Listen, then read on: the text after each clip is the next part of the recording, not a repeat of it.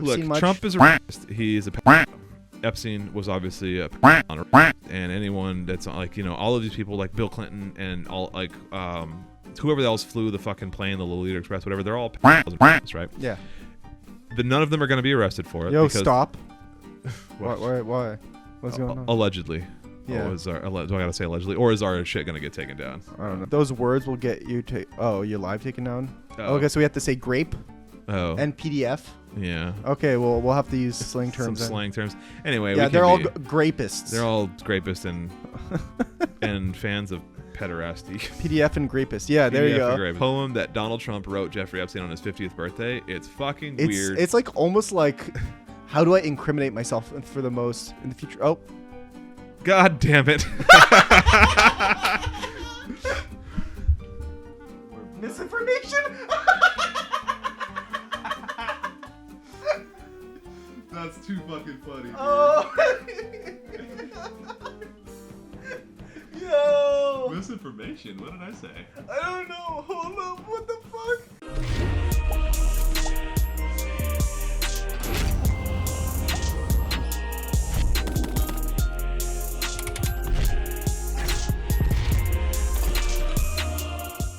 Before we get to the video, please like, comment, subscribe, share it to that uncle who's a communist. And if he isn't, he will be. Don't forget to follow us on Patreon at patreon.com/revolutionaryrhetoric.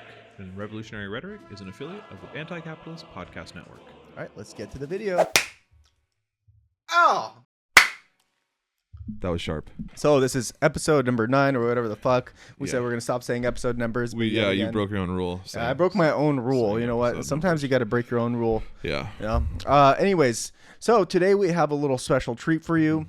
We're going to do a couple of different things, but mostly one specific thing. Book review. We're doing a little, is it even a book? Pamphlet review. Yeah, a long pamphlet. Because just for... consistency's sake, I did the audiobook because when I read, my ADHD brain does not focus. So yeah, audiobook, even through the audiobook, there was like 20-30% of it. I was like, oh shit, I'm not paying attention. I get back into it. It's almost like a podcast, but Stalin is speaking. Which is also a giveaway. So what we're doing, we are reviewing Dialectical and Historical Materialism. Dialectical and Historical Materialism by J.V. Stalin. Yes. Written in... J.D. Stalin? J.V. J.V. I was like J.D. Vance. J.D. Vance. Written by Welcome back, J.V. Stalin. Joseph.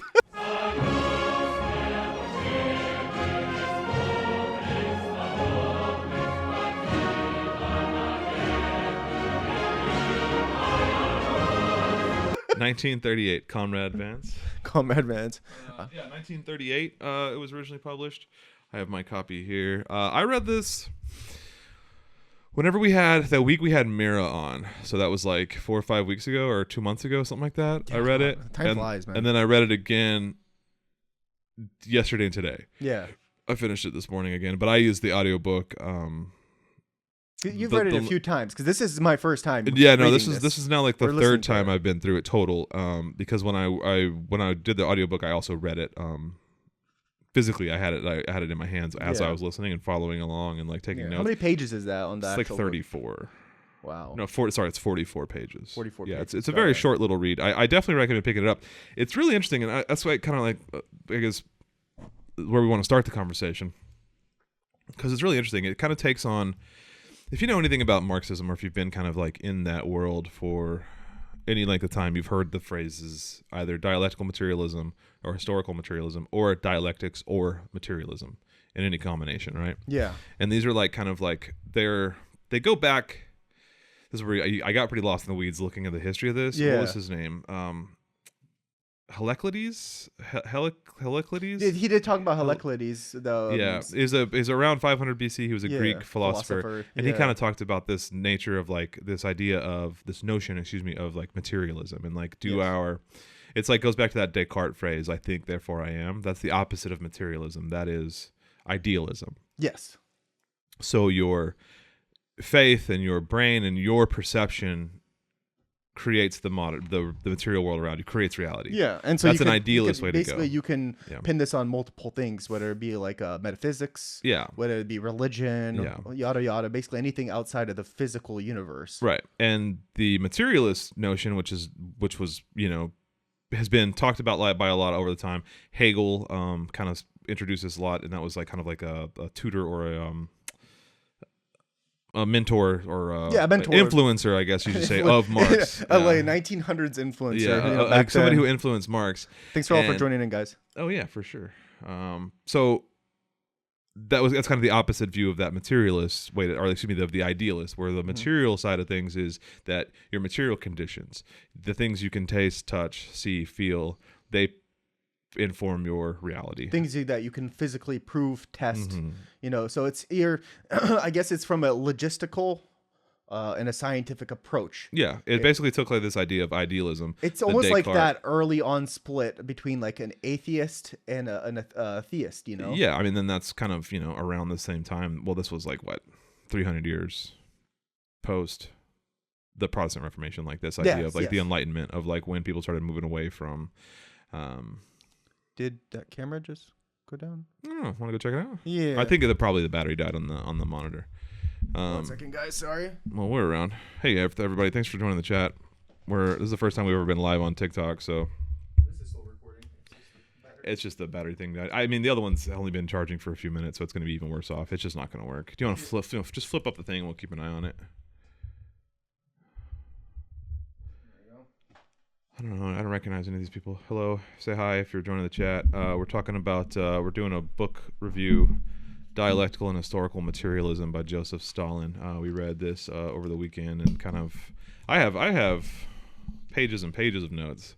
I have just a small paragraph. Off the cuff. Okay. Yeah, it was just basically spark notes. Sure. really broad brief. Spark notes. Well, what I wanted to get back to is just like I wanted to back it up and just define that dialectical and historical materialism, and then it just, but I needed that context of like that idea of idealism, where your faith and your perception informs reality, whereas materialism is the opposite, where your materialism and the material surroundings is the reality, informs your reality, and that's the Marxist point of view, is that it's your material conditions, they are what's going to drive society forward, right? Exactly. Which, I don't know. I mean, I think that the only way you can make a real strong argument for idealists, like dialectical idealism, if that's a thing nowadays, is like through religion. It's like if you're deeply religious, your faith and like your perception of God and how the universe is created, that's how you see the world, is through your faith. I would say the only other route, because listen, it's like the more that we've, the farther that we've come through a scientific standpoint, the more we uncover, the more we can explain the universe. Yeah. I think the only other position with like an idealistic perspective that could be a variable worth considering would be something like astrophysics. Because like, what is smaller than a neutrino? Can we go faster than light? Can we go forward? Travel back and forth in time. I guess like on the These cutting things edge. are idealism, right? Exactly, on the cutting edge. Of like but scientific theory, eventually, that idealism will become materialistic, because we know what the truth is behind the physical matter, and then that will become dialectical materialism. Sure. If that makes any sense. Yeah, for sure. So as we go on further and further into the future, there will be less and less ideological aspects, metaphysics, because we've basically uncovered for the most part of everything. The only thing I sit on a medical physical realm, it's like, okay, all this material here exists, all this matter, you can't destroy matter, you can't, I sit there and I'm like, okay, but how did it begin? That to me is like, how did all this begin? It's like, oh, it just was. I think we pretty much have answers for that, though, right? I mean, like, no, we don't know yet. The Big Bang, and then like, but what happened before the Big Bang? Like, what formed the original matter to the Big Bang? So like, we don't know answers to that. So you kind of have to go into like a metaphysical aspect of like theorizing that idealism and theorizing what could happen. But again, once we do find out, and when we eventually will, these things will become materialist. Because then there will be known facts that you can plug and play into physical aspects of the universe. Well, and that's a great segue, because that brings us to dialectics, which is literally just this idea that everything is constantly changing, that this change happens through contradictions, opposing forces clash, their struggles lead to new developments, which then like those changes build and build and build and build, and that leads to more changes, and that leads to more contradictions and more clashes, and then that's how society moves forward. And that's the dialectical side of materialism. So if you put those two together, dialectical materialism, you have society changing, the world around you changes through the material forces, the material conditions of our existence, right? Your job and your house and just the world you live in. Those inherent contradictions and the problems therein are what propel the need for change, whether that be revolution or like advancement or automation or whatever it is. And so Stalin argues that this is through this flow from like primitive, what he identified in the book as primitive communism, of like ancient hunter-gatherer societies, which were relatively like egalitarian, equal. It's a communal kind of aspect. There was no patriarchy. There was somewhere like by and large it was just a very communal way of life, and then that gave way to like slave societies for what is essentially thousands of years. I mean, essentially, the man was basically talking about cultural anthropology. Yeah, I mean, this is like what I studied. Yeah, he's essentially that's what he's describing, and his argument for that and his like rationale and his explanation of that is through this lens of dialectical materialism, where like these cultural forces cause these changes from primitive communalism to slave societies to feudalism to like mercantilism to capitalism to now what we have as late stage capitalism. And then he speaks from the perspective of like the height, or not the height of the Soviet Union, but like 20-ish years post Civil War from the late USSR. 30s. Yeah, it's his late 30s. So he's talking from like kind of like this is pre-World War II, so this is essentially like the golden age of the USSR. Like this is one of its peaks, and so they are in like. It's actually sad because the way he describes it, he references at one point, like in the present tense, like this, like how well the USSR is doing when compared to. He refers to Belgium as I have the quote right here. The density, yada yada yada. Okay. Talking about how they're a capitalist society. Yeah, Belgium lags a whole historical epic behind this country, meaning the USSR. For in Belgium, the capitalist system prevails, whereas the USSR has already done away with capitalism and has set up a socialist system. And what he's talking about is they have already like moved past this like barbarism of capitalism, and they have reached this enlightenment of socialism. And like obviously he doesn't know what's about to happen to his country in 50 years and like Gorbachev and like the fall of the USSR, but like it just made me sad because I was just like, oh, like they're living in that golden age right there of like peak. He's riding that wave right there. He doesn't even know. Yeah, this is pre-World War II, post Russian Bolshevik Revolution. This is like they stabilized a bit. This is this idealistic point in time where like they're in socialism. They're working toward that Marxist idea of communism, of like this classless society. Like that's what they were like projected to be on the way to. Obviously, World War II will derail those plans, and then the Americans post-war, the rebuilding, but then also like America's meddling and involvement within like all of the communist. Movements around the world and the sanctioning, and the so like invasions, the replacements of none of that had happened yet, right? This is post-depression, or excuse me, this is like the depression's still happening in America actually. So correct. Like this is like actually at this time Russia is not going through a depression. Yeah, that's what I'm saying. Russia was going through an economic boom at that point. Not Russia, I mean the USSR. Yeah, USSR, right? So that's what I'm saying. Like it's kind of sad to read this because like Stalin's like very hopeful and very like optimistic, and he's like, yeah, things are going great and things will always be great. And I'm like, oh baby Stalin, no. Baby left Stalin. Oh baby, no. Bubby, in about a year things are gonna get real rough. Yeah, and that's absolutely. Historical hindsight gives you that, but I don't know. It's just and just to kind of quickly recap for materialism, I have just some bullet points of like the definition itself. The physical world exists independently of our thoughts, right? So our thoughts don't inform the world informs our thoughts, right? And that's the materialist perspective. Exactly. Again, like somebody, if you're joining us late, somebody who's like maybe more religious or more spiritual thinks the opposite. They have that more idealistic than materialistic, which is your faith and your thoughts inform your material conditions or inform the world around you. Human ideas, beliefs, and culture come from material conditions, how we produce food, goods, resources. And lastly, society is shaped by its economic base, technology, labor, and production, rather than ideas or religion, right? Mm-hmm. So you have a society that's based on basically modes of production. It's centered around its modes of productions rather than like a theocracy or any kind of like... well, I think I had a note here about basically... summarizing something about that. He's like historical materialism, which is like basically the mode of production and the system of production is a good indicator of the state of the history of society you're looking at. When trying to change society, one usually tries to change the means and mode of production, right? So at the end of the day, it's what runs society is that mode of production, and to change from one end to another, one society to another, you're basically changing that mode of production that changes everything about society. Yeah. When you're going for a feudalistic capitalist state, you're going from, serfs and lords to basically a system where money is advising and money is manipulating everything around you. Yeah. And then we go into a socialist state, you're changing the means of production again, is like the ownership of labor.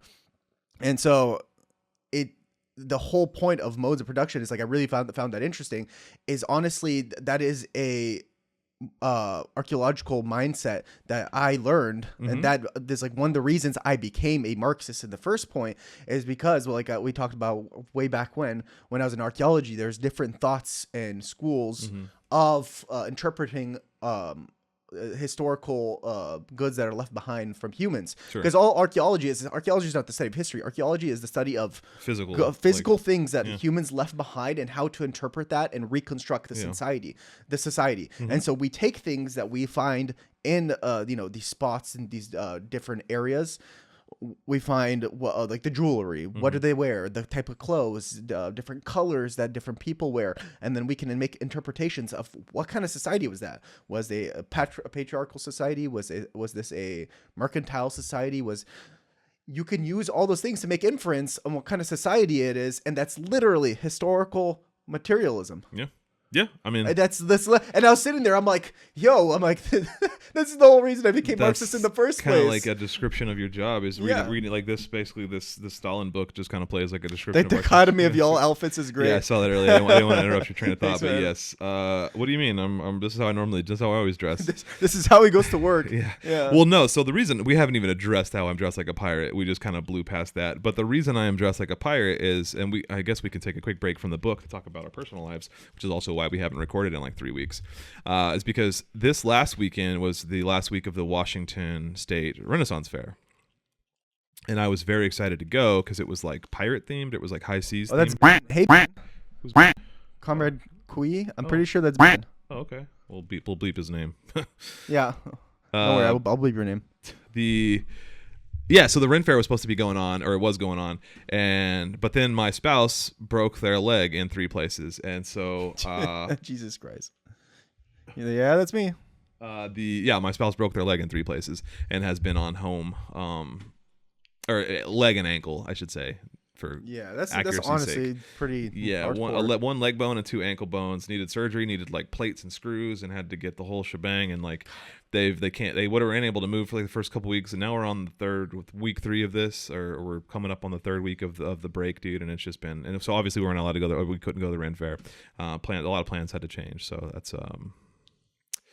that's where I'm at. So I got this in preparation for the Ren Fair, and so if I can't wear it to the Ren Fair, I'm going to wear it to the podcast. Absolutely. I mean, last time you were LARPing as a... Yeah, last time I was LARPing. Oh, that's another reason, too. It's because I was LARPing as like a commando last episode, and everyone lost their minds in the comments of like... I don't know, just like people reading, like, I said it multiple times on the video that I was LARPing or in the episode, but like people didn't. These headphones are falling off because I can't wear them with a hat. So wait, put them on. Oh, I put the hat over if you can try. Just rest it on top. It's fine. Yeah. Anyway, so I was like, you guys want some LARPing? I'll show you some fucking LARPing. So yeah, absolutely. This is straight LARPing. Straight LARP. This is comfortable. These are comfortable. It's a little warm now under all the lights, but like, yeah. It's kind of, if I knew he was gonna wear this, I would have bought my fucking Aragorn costume. Yeah, I don't never tell you when I'm dressing up. I just show. No, he just shows up. He's like, I'm a pirate today. I'm like, okay, bro, whatever you want, man. So, I do want to read like a kind of an unofficial sequel to this is On Contradiction by Mao, and I don't think I've read that one. I read Combat Liberalism for the podcast. I've read a bunch of different Mao stuff. I don't think I've read On Contradiction. I'm not 100% sure. Maybe I have. I'll have to double check. I'm in the process of listening to the audio of On Contradiction. No, the audio book of the Little Red Book. The quotations from Chairman Mao. You gotta. Oh, okay. Quotations for Trim and Mao. Yeah, I have read that one. It says you gotta stream in the Aragorn costume. Next episode, come over in the Aragorn costume. I'll get my whole costume ready. We'll put this on and put it back on. Yeah, why not? Well, anyway, so I wanted to bring. I only brought up on contradiction because it does seem like a natural successor to dialectical and historical materialism, right? When you're reading through dialectical and historical materialism, it kind of lays all that foundation for like that idea of like these contradictions clashing and changing and then propelling society forward and doing different ways, and which ultimately, like from the Marxist perspective, ultimately leads to revolution. Like that's the end goal, is like, you know, crushing over the overthrow of capitalism through revolution, and like finally these contradictions leading to communism or socialism, which leads to communism from the Marxist perspective.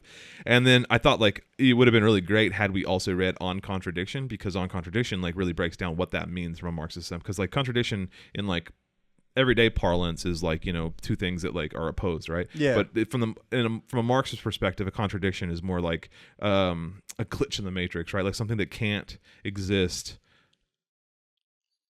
How do I phrase this? Something that can't exist like in harmony with the current world, right? Like what we see that today is like housing prices, right? Like this, the housing is a contradiction of like our current societies, right? Or it's an oxymoron. It's unsustainable. Like we're reaching a point where if you look at it on a graph, like everyone will be homeless by X year because of like just at the rate at which house prices are climbing compared to the rate at which or at least everybody wages, will be renting at a certain point. But I mean even that is which like, you're basically going back to a feudal estate. Yeah, but and so that's my point, is like that would be another like historical epic where like that would be an example of dialectics, right? Where like two things come together to clash to rechange society, and that would be it. That would be like this regression of capitalism back to feudalism, only it would be like this weird techno like landlord feudalism. And so I just felt like we should have read On Contradiction to kind of like marry the two together, because I think they go really well hand in hand. But we can pick up that. Well, shout outs to Varoufakis, because he did write about techno feudalism. Yeah, you've been reading that one, huh?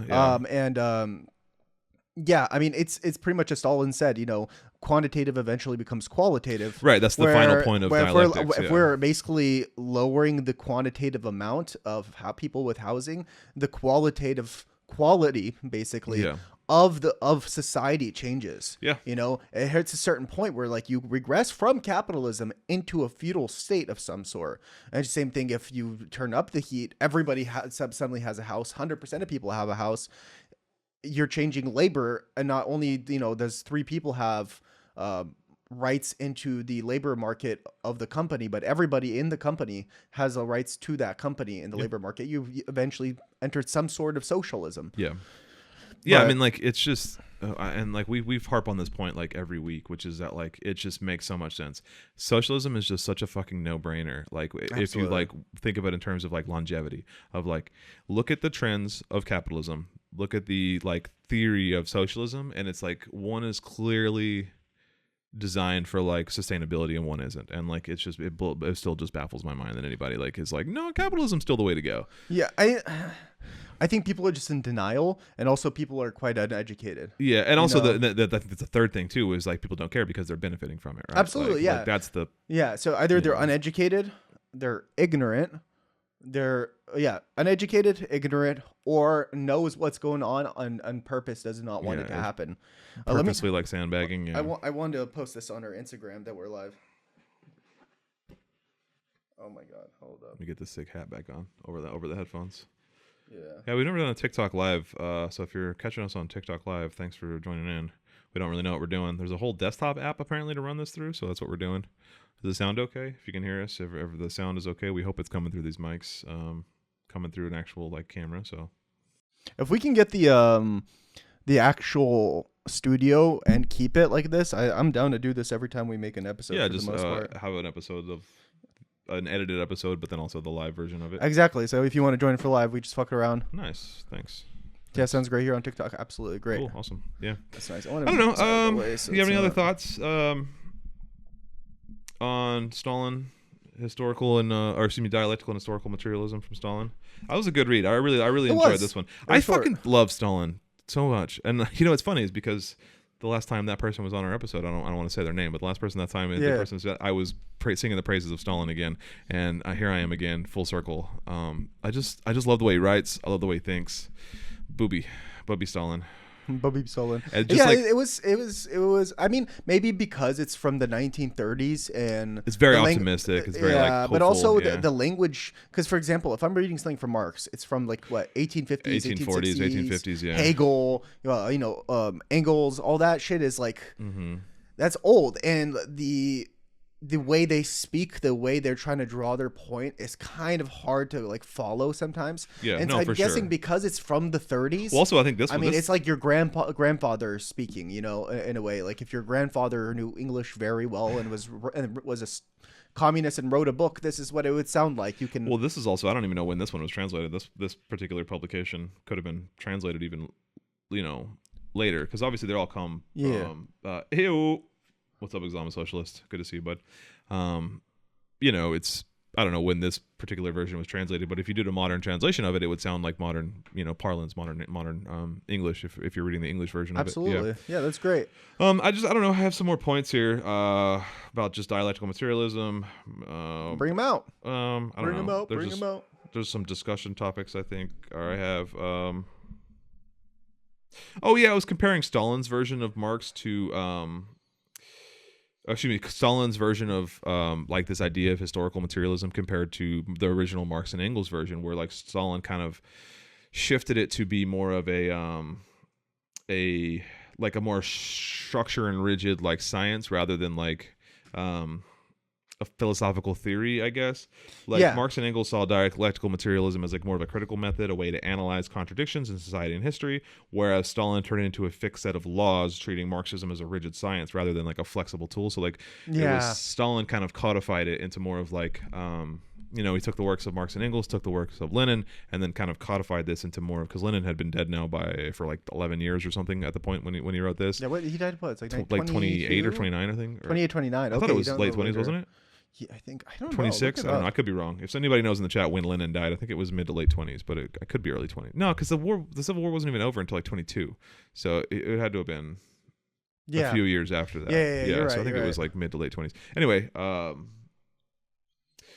thanks for sharing the live. Appreciate that, bud. I guess, if you are watching this on the live, if you could go ahead and do whatever you do to lives. I don't know. I don't know how this works. I don't know. This is the first time If you know more about TikTok Live than we do, share it or whatever, or don't. You live your life, buddy. God, these boots are fucking crazy, bro. Well, so I'm just like, there's these weird like leather things, because they're just Doc Martens. Yeah. But they're like, it's a leather like. It's meant to make it look like a whole thing, right? Because it's just I know. I had these with Aragorn, but they were like, instead of leather, they were like. Did die in 24. Okay. I knew it was a little earlier. Than I thought. Damn, he didn't really get long at all. He didn't get much of a chance. Yeah. He didn't get much of a chance, and then Trotsky tried to come by him like, I am the new leader. What is that accent for Trotsky you just did? I watched. Never mind. I don't want to shit on Trotsky's. You could shit on Trotsky's a little bit. No, it's fine. I got to be better. I'm trying not to like shit on everybody constantly. We can critique them. There's nothing wrong. Well, I watched one of the videos I watched in preparation for this about like dialectical and historical materialism was from one of the Trotsky parties, and it was fine. So like, Wait, whoa! You're telling me a Trotsky then absolutely disavow what Stalin was saying? Well, no. It was about the Marxist, pre-Stalin. It wasn't about this book. Okay. It was just the Marxist philosophy, like dialectical and historical materialism from like the Marxist perspective. Got it. I was just trying to get more context, more information as I was like preparing these notes. Oh, anyway, so let me go back to the differences between. So TikTok, you can share to friends, like the boot. Okay. Well, we appreciate you doing that, bud. Well, so if you are watching, go ahead and give it a share. If I see any of yours, I'll share it. Yeah. I'm never really on TikTok is a problem. Oh fuck. From what I've heard, TikTok is going to be bought by some American company in like sometime next year. Oh yeah, I mean there was that whole ultimatum. I felt like kind of stopped following that story. Whatever came. I'm not came to be of that. sure. I don't know. But if it changes to an American company, I think I would have to ditch TikTok, unfortunately. Yeah. I don't know. I mean, we do fairly well on Instagram too. We have about the same followers everywhere. March of next year. That's what you're saying? Okay. So we have to get as many people that are on our TikTok and then have them switch over to Instagram and YouTube and yeah, the Instagram. I mean, Red Note. I still put posts. Honestly, Red Note fucking blocks so much of our shit. Yeah. Anytime there's any like when you were in your uniform, they were like, no. They said no. Well, it was an American uniform, so that makes sense. I mean, it was an American. Yeah, but it was the hammer and sickle. Like they block pretty much all political content. Yeah. Okay. For the most part.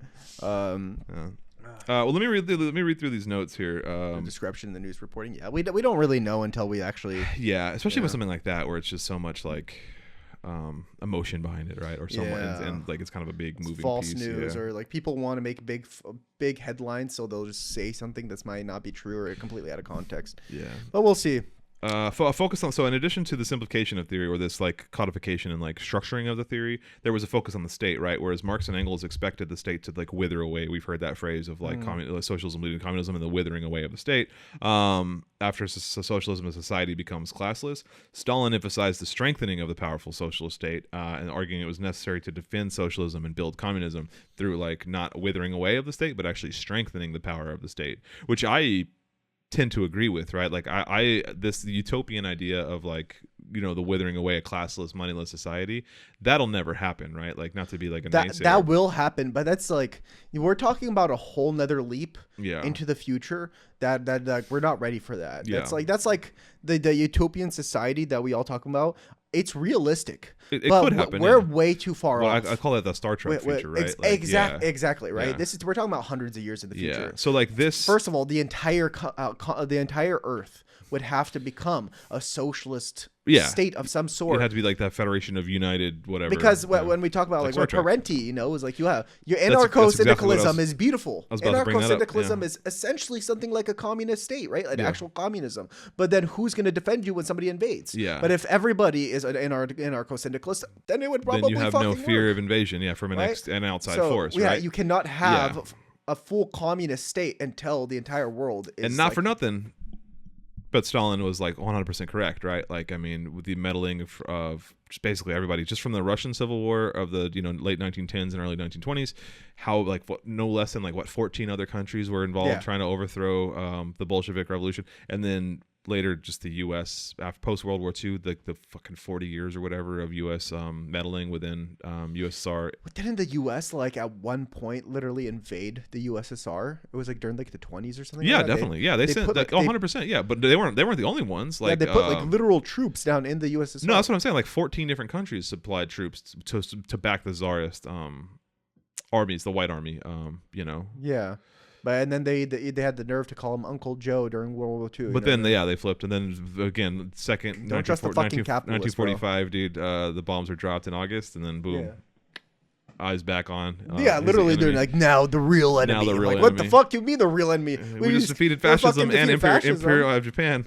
Back to back, and now we got to talk. Let's see. Stages of history. So Marx and Engels saw history as driven by class struggle, but not as a strictly linear or predictable process. Whereas Stalin presented history as these fixed stages: primitive communism to slavery to feudalism to capitalism to socialism to communism. Right. So Stalin again, it's just kind of more that idea of like codification and like more like just more assigning it more of like a scientific value. Let's see, anything other. Oh, the right role of ideology. So Marx and Engels treated ideas as products of material life, but allowed for active human agency. Again, like Marx was a materialist, right? That's where kind of the modern idea of materialism comes from. Again, it was a Greek philosophy at least since 500 BC. So it wasn't invented by Marx, but under our modern understanding. But Stalin framed Marxism as like this absolute truth, discouraging debate or reinterpretation, kind of this anti-revisionist, way to go. Like Mira talked about, like this anti-revisionist. Yeah, well, if you like, okay, so like when we're talking about like an ideological standpoint, where you have like religion, right? You have like the conservative religious people that are like, this is the book, this is how it's done, and anything off of the book is blasphemy. Well, I guess when it comes to theoretical Marxism, we're the conservatives. Wait, what? How so? right? Because theoretical Marxism is like what Marx says is basically truth. Oh yeah. Right. If what Marx is saying is basically truth, and there's no room for revisionism. Oh yeah. We're basically conservative Marxists. We are like on theoretical aspects, not on. I think you just call that orthodoxy. Like we're orthodox Marxists, right? Like of like anti-revisionist. Yes. Which I mean, although I don't agree with Marx on absolutely everything. And also that's not entirely true, right? Because even like the kind of the salient points of this book that I agree with, a lot of those are in contradiction to, not the Marxist contradiction, but just in the regular contradiction to what, like, original Marx points, right? Like, like Stalin had an reinterpretation and like kind of like, was able to. This is true, yeah. Like, like I just listed the differences between like Stalin's kind of interpretation and Stalin's take on dialectical materialism compared to the original Marxist and Engels' way of kind of defining dialectical materialism. Yeah. Stalin had a different interpretation of it. And like, so it's not like, and it's also, that's the irony, right? Is like saying rigid, anti-revisionist dialectical materialism is almost like an oxymoron, because dialectical materialism is the idea of like looking at the world holistically and objectively, and like from a materialist standpoint. So when the materialism changes, you have to change with it, right? Your theory will have to evolve to change it. It's basically a living. It's a living. Just like the Constitution, like how the Constitution supposedly it's like a living scroll that has this to is change. A living ideology, right? Yeah. So like it's so I mean, at that point, we could just throw at the fucking conservatives here that the Constitution is a materialistic scroll, just like I would argue that. I would say that it's not, though, because it's kind of like, okay, this is where I'm not gonna, I'm gonna lose a little credibility here, because this is where a small part of me becomes like an American history fan, and then like and that's what we're saying, right? Is like there is so he said in the chat, almost every communist sect has different interpretations because of the wide range of dialects, and like that's true, right? Like everybody has an interpretation of it, but they're all, I would argue, vaguely within the same like parameters, right? There's not a wild difference between there's not the furthest the two. If you took any two most extreme kind of like sects of Marxism, right? Like there's gonna the Venn diagram is gonna be mostly overlapping, right? Yeah, there might be some kind of difference. Then that's what the whole fucking meme is, like the fucking leftists are infighting. The leftists infighting. It's like when you disagree on like one very specific point of something that happened like 150 years ago. Yeah. So like but if you take that to like, I don't know, like religion, right? Like, and not to, like, let's say Abrahamic religions, right? Because like, Zoroastrianism or whatever, Buddhism is a different thing altogether. But take an Abrahamic religion, for example, just for argument's sake. They're all wildly different, right? Like Islam, Judaism, and like Catholicism and Christianity. I would say they're like, but I mean, like their practices, their doctrines, a lot of them are like wildly different, right? There is obviously a lot of overlap, but my point is that if you take like faith, something like that, which even comes from the same like Abrahamic like root, there's a wider variance to those different sects of religion than there are to even the most extreme sects of Marxism, right? Like where it's like, you see my point? Between the two, yes. There's a smaller variance, and like that's a good thing, right? And I think it's because we have this quote unquote playbook, right, of like Marx and Engels, and then later Lenin, who kind of like, I think like State and Revolution kind of like really and what is to be done, and like Lenin wrote a lot about like kind of solidifying a lot of these theories and put into practice what Marx and Engels said, because Marx and Engels were basically theorizing, and it was all political theory. Yeah, there was no revolution that they like could draw from. Lenin led that revolution and put the theories into practice, and then basically made his notes on like what worked and what didn't work based on Marx and Engels's theories. And so, like, you really can't discount what Lenin wrote, because he lived that theory. Like, he led that revolution. He put it into practice. Right? The first research on it. And same, I would argue the same is for Stalin, too, right? Stalin was there also. Yeah. And so, like, what Stalin has to say about the Marx and Engels theories are very potent. They're very valid, because, like, he also lived that revolution. This is, 15-ish years written post-revolution.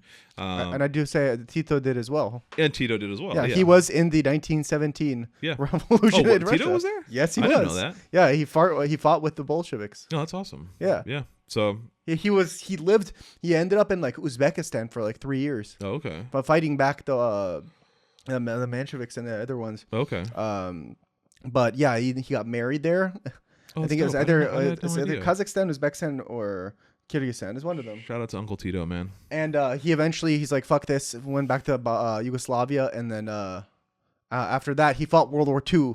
And made the own party in Yugoslavia, the Communist Party of Yugoslavia, and then fought the fucking Nazis out too. Yeah, Tito was he was a world traveler and he was globetrotting. He was, man. He's crazy. Fighting fascism. Crazy ass life. Yeah. I mean, I don't have a whole lot more to say. I have some discussion questions like, does turning Marxism into this rigid doctrine help or harm socialist movements? Moving forward. We kind of already answered that. I don't know. Yeah. I think it helps it. I think I think it adding structure and adding codification to anything is always a good thing for the most part. Like, yeah, it's, it kind of takes it from vibes based to like actually like almost like a scientific, like where you can. Well, yeah, like, he explained in that yeah. he's like, this is like basically we're just putting science into play. Mm-hmm. If it's like, if this is the truth, this is the reality. Then if it's science, we believe in science. And so if we believe in science, we're going to use this as a playbook for any type of like a social society, if that makes any sense. Through it, like analyzing anything that happens in society, we can look at it as through a materialist lens. Yeah. Which is great, because you can look at any situation going on in Earth and be like, okay, what is the materialist aspect there? And be like, is what they're doing is justified? Is it not justified? Yeah. And it's almost like you can almost add a moral aspect into it. It's like, what somebody might have done something back in the day might have been fucked up, but is there enough materialistic justification for why they did it? And if there's not, they should be tried or whatever. And if there is, some sort of forgiveness. I don't know. Thanks for joining the chat. If you guys are joining here, appreciate you. All this is our first time doing a TikTok live, so if we don't catch you coming in, we appreciate the stopping by. Oh, we can go for 40 minutes. That's cool. Yeah, that's not bad. All right, well, I don't know. We can pause there on the book. I just want to shout out to this. My copy was produced by SAJ Press, SAI Press. I honestly think I got this off Amazon a few years ago. Read it when I first got it. Read it again a few weeks ago, and then read it again today. So go read Dialectical and Historical Materialism by Joseph Stalin. It's like I said, it's 44 pages long. Also, just go to Marxist.org. All of these books are on Marxist.org for free. And also, I discovered that I should have his YouTube name. The guy who there's a guy who read this on YouTube. It's a 2-hour video, and it's awesome. It's a 2-hour video.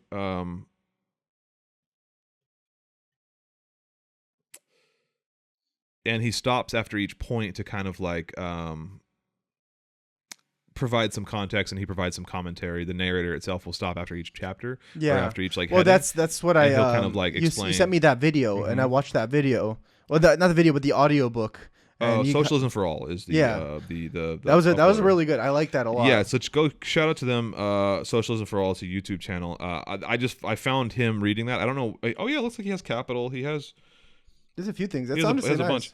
Yeah, it's really cool. So I still think we should do what I still want to read the books. I still want to create like audiobooks versions of these. Yeah, because we could do like the video version where you're sitting down reading, and then you stop and like explain. Yeah. And then you just continue reading. So shout out to Socialism for All. Shout out to SAI Press for my physical copy, and shout out to Marxist.org for the for just our reading of Dialectical and Historical Materialism. I do think we should do On Contradiction soon. I think it's also a pretty short one. Yeah. I don't think I have it though. Islamic Socialist says, I think there's that's an issue in the U.S. Because U.S. cause too much dogma, not using past revolutions to adopt elements. Yeah, like you have to get away from theory at a certain point, right? Like Marxist theory and like everything that Marx and Engels wrote is all good, but like when things change, and that's dialectical materialism, right? You have to kind of adapt on the fly. If your revolution has a different flavor than the Bolshevik Revolution, that's okay. You don't have to follow the playbook exactly, right? You just adopt, go roll with the punches. Yeah, exactly. I could argue elements of the Soviet experience and Chinese experience would do best in the U.S. Coast. Yeah, like and then there might be a secret third thing, right? Like it would be the American experience would be different, and like and this doesn't, because also I wanted to mention, actually I forgot to mention, I didn't make a note of it, but Stalin talks about China in there because this is 38. This is pre-revolutionary China, this is and so state. This is like a feudal, and he talks about the feudalism in China, and just like comparing populations in China versus US. So it's just fascinating. It's a really cool snapshot to just like read this perspective from basically what is the only country in the world that's attempted this socialist experiment I mean, I'd say Yeah. that China has. Well, as no, well. I meant in 38. In 1938. Oh, in 1938 at the yeah, time. they Yes, had been the yes. only ones. I'm trying to think. I mean, there's that French Revolution. The Parisians took over for like what 30 Oh days. yeah, but that was until 19. No, that's pretty. Oh, that was like 1913 or something, wasn't it? No, that was earlier on. That was like 1800s. Yeah, the That was whatever like commune. 1890. Yeah, the I forget what Paris it was Commune. called. The Paris Commune. Yeah, Yeah. that's like 1890s, 1880s, or something like that. And the ML's the blueprint. U.S. conditions to specify our specific. yeah, exactly, yeah. 100%. That's right, and that's dialectical materialism, right? You Yeah. use Marxism-Leninism as like your framework, right? Your skeleton, and then your conditions determine your needs. Like that's Absolutely. materialism, right? Your what would happen would determine where we need to go from there. And if it needs to veer from like specific Marxist ML dogma, then that's okay. Like, it would just be relevant to whatever your experiences were. So 100%, man. Exactly. Yeah. I think the USSR was the first major. Yeah, 100%. So like, it's just very interesting to read this 38 and like know a little bit about the history of like what's to come, what just happened, right? Like China's about to have their big moment. 11 years later, 49 will be 49. the Chinese Revolution. Cuba was about to happen. Dude, what if the fucking Soviet Union and China combined?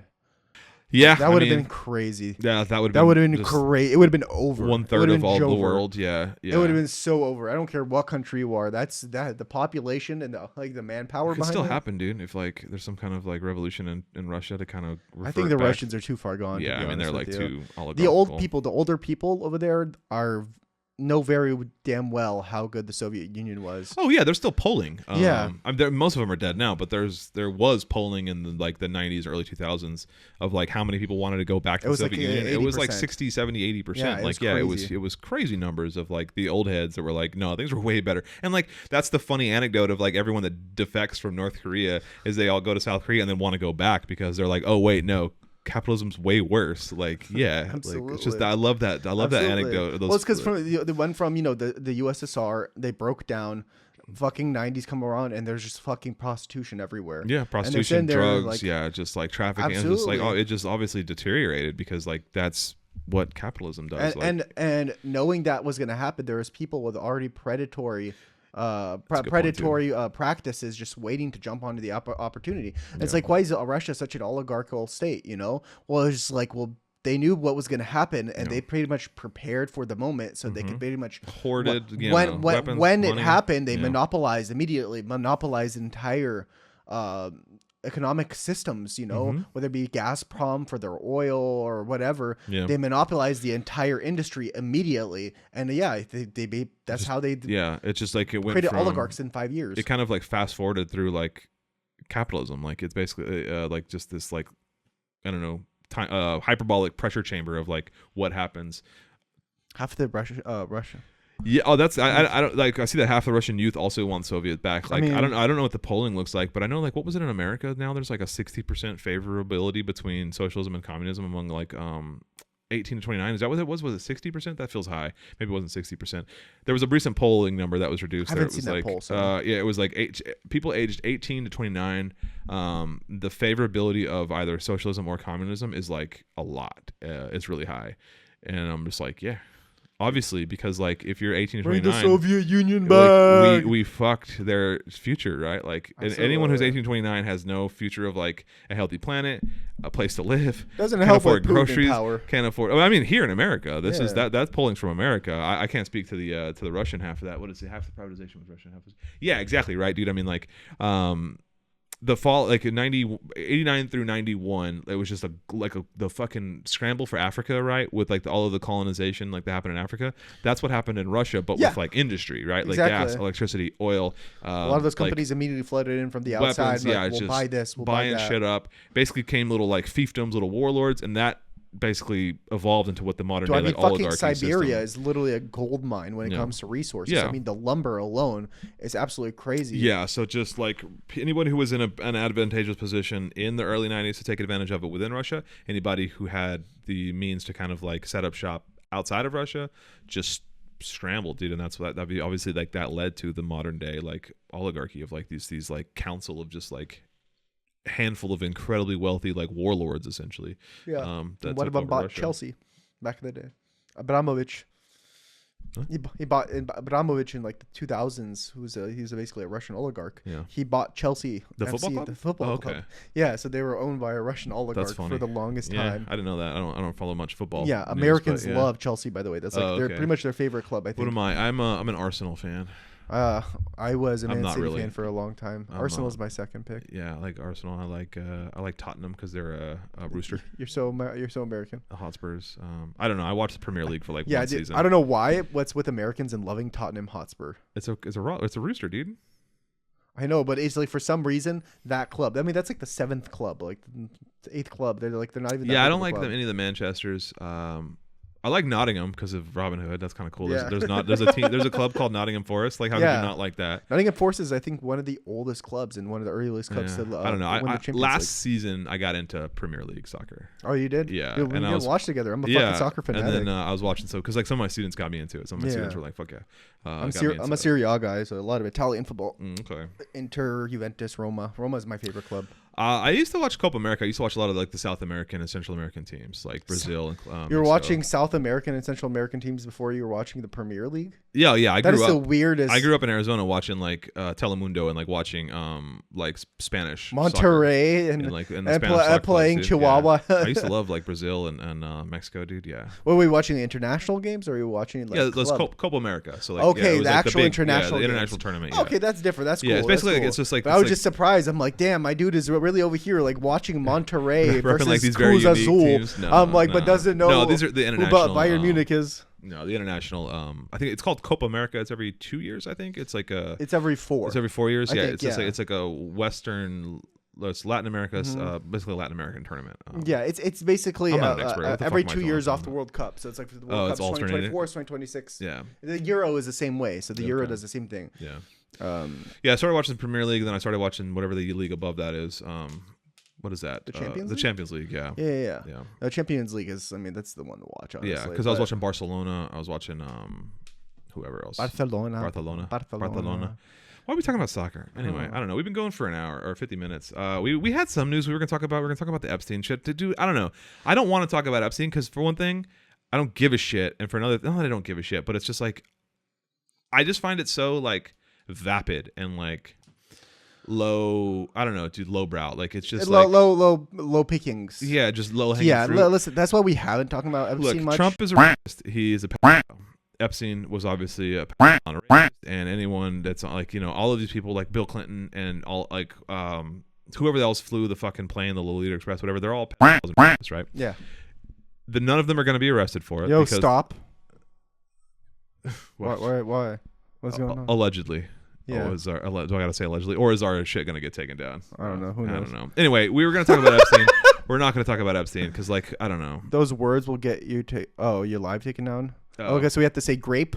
And PDF. Yeah. Okay, well, we'll have to use slang terms. Some slang terms. Anyway, yeah, they're all grapists. They're all grapists and fans of pederasty. PDF and grapist. Yeah, there you go. Grapists. There you go. All right. Well, I've seen a lot of other people use that, even on YouTube. Oh, okay. So, well, I'm not privy to all this shit. Yeah, he just speaks his truth. What the fuck? I just say the thing. Yeah. Listen. Anyway, I think from all this, obviously we know that these people are all fucked up, right? Yeah. I think the most important aspect of like what I would want to talk about is the fact that this is one of the biggest issues for conservatives, and the fact that this has been going around and Trump will just not release it and everything is actually breaking some of the conservative. Yeah, there's a split now because like that was their whole fucking thing was stopping PDF. That's like all that I was wanted. their whole thing was there. Like remember when the whole Papa John's fucking bullshit, the QAnon, like all of the PDFs in like the lizard people in the deep state or whatever, and like that was their whole thing was stopping all this, and then use unalive. Yeah, use unalive instead of any. Yeah, that. Yeah. So like I that one I knew just from watching stuff. Anyway, that's their whole thing. That's all they give a shit about is stopping PDF, right? Yeah. And then their leader is the king PDF, and they're like. Half of them are like, but that's fine. Absolutely. And the other half are like, oh, and then like their brains are breaking because they don't know how to like handle this. But yeah, it's like, and what Trump is doing now is like, basically like preparing for the list to be released, and his name is obviously on it. Because like, did you see the poem that he wrote, Epstein? Yeah, no, I did for his 50th birthday. It was or whatever. like some like 5-year-old drawing on there. Or something. Yeah, it was a drawing of I think it was a drawing of a young like looking person. Yeah. And it was like a weird poem, but it was like from the style of like a script of like two people talking to each other, because it's like Donald like colon like with lines, and then like Jeffrey with lines, and it was like two best friends. And it's just like, if you haven't, look up the poem that Donald Trump wrote Jeffrey Epstein on his 50th birthday. It's fucking weird. It's like almost like, how do I incriminate myself for the most in the future? Oh, God damn it. misinformation. That's too fucking funny, dude. Oh. Yo. Misinformation? What did I say? I don't know. Hold up. What the fuck? Damn, that was so quick. They probably agree with the decision. No. What does it say? What I said? No. That's fucking funny, bro. All right. Well, we're still recording the actual episode, so yeah, maybe we can wrap that up there if you want, because we had a good conversation. I'm gonna have to post that fucking. Yeah, post that little section. Yeah, dude, of us just getting suspended in real time for fucking saying that Trump is a like. Saying what is obviously true gets you suspended so much for First Amendment, right? Am I right? Fuck, that's fucking funny, dude. We should make a quick TikTok about God. We just did our first live. We were told that if we said these words we'd get suspended, and then we immediately got fucking suspended. You should just like record a quick TikTok right now with us sitting here. That's fucking funny, dude. Anyway, well, yeah, and then we should thank the people for those who did. We should do a little. Yeah, let's do a little. Let's close out the podcast on TikTok as a TikTok video. Yeah, so we did a TikTok live. It was going well, and then we said a word that we shouldn't have, which I still argue was accurate and truthful, but TikTok's not ready for the truth, I guess. So anyway, you should stay tuned for the episode. Thanks for everyone that did join the live. We really appreciate it if you were here and you stuck around for the live. Thanks so much for everyone that showed up. That was awesome. Got fucking suspended on the first time. Oh my god. You should tag Islamic Socialist. All right, well, I'm going to close this out here then. Sounds good, man. Yeah, well, thanks everybody for sticking around. If you caught us on the live, we think we're going to be doing these every time. We'll have a live while we have the episode. So if you're catching this on the video version, we have an audio version. We have, thanks for the close up there. If you're catching this on YouTube, we do have the audio version of the podcast, wherever you get your podcasts. Leave us a review and a 5 stars there. If you're listening to this on the audio format, we do have a video podcast. Go over, check us out on YouTube, Revolutionary Rhetoric. We have clips and backlog of videos and episodes. You can find us over there. Follow us on the 3 social medias we're on, which is Instagram, Twitter, and TikTok. We also have Red Note, which some stuff goes through over on the Red Note. Revolutionary Rhetoric, wherever you get your podcasts, wherever you get your socials. We do have a free Patreon, which is like bloopers and behind the scenes shit. So go check that out. Yeah, I haven't posted too much shit on that recently because we haven't really recorded a whole lot. So yeah. Yeah, absolutely. We have a Discord with Patreon. Go check out the links in our description. There is a Palestinian Children's Relief Fund link down there. It's been in our link since day one. I'm pretty sure it's been in our episode 2. Episode 2, we added that link, so it's been down there for a couple of years. We didn't talk about this episode. We're actually going to talk about that next episode. But the hunger and the situation in Gaza is reaching a point of like no return. We're reaching a point of starvation and malnutrition that is like you can't come back from. Yeah. And so if you can, anything you can give to those people, please do so. There's tons of aid organizations that are trying to get food, water, medical supplies into Gaza. We have a link down in our description. Please do what you can to help out. Before you even think about giving us anything, go give them something. We have a really exciting thing to announce probably next episode, maybe the episode after. We're working on something really cool. We can't say too much about that yet. As always, thanks so much. You've been awesome. Did I forget anything? I don't think so. No, I think we're done. Yeah. Sweet. Hopefully we can go on TikTok. Hopefully go TikTok live again someday. Yeah. I think we get our access back in a week. That's what it says. But I don't know. We'll see. I'll see you guys. All right. Thanks so much, everybody. Bye. Love you.